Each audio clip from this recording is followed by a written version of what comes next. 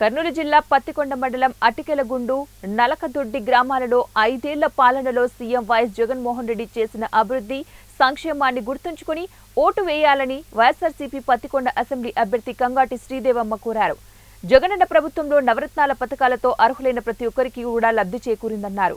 నాడు నేడు పథకాలతో పాఠశాలలు, పేదలకు ఇళ్ల స్థలాలు, పక్కా ఇళ్ల నిర్మాణం, సీసీ రోడ్లు, సచివాలయాలు, ఆర్పీకేలు, హెల్త్ సెంటర్లు తదితర అభివృద్ధి పనులు చేపట్టినట్టు తెలిపారు. వాలంటరీ వ్యవస్థ ద్వారా ప్రభుత్వ సేవలను ఇళ్ల వద్దకు చేర్చిన ఘనత ముఖ్యమంత్రి జగన్మోహన్ రెడ్డిదే దక్కుతుందన్నారు. కరోనా సమయంలో సంక్షేమ పథకాలు కొనసాగించిన సంగతి కూడా మర్చిపోవద్దన్నారు. ఎన్నికల సమయంలో మాత్రమే వచ్చే టీడీపీ నాయకులు కావాలో, కష్టాల్లో కూడా తోడుండే జగనన్న కావాలో ఆలోచించి ఓటు వేయాలని ఎమ్మెల్యే ప్రజలను కోరారు. సంక్షేమ పథకాలు కొనసాగాలంటే మరోసారి ముఖ్యమంత్రిగా జగనన్నను గెలిపించుకోవాలని ప్రజలకు విజ్ఞప్తి చేశారు. 2 ఓట్లు ఫ్యాన్ గుర్తుపై వేసి ఎమ్మెల్యేగా తనను, ఎంపీగా బీవై రామయ్యను గెలిపించాలని ఆమె కోరారు.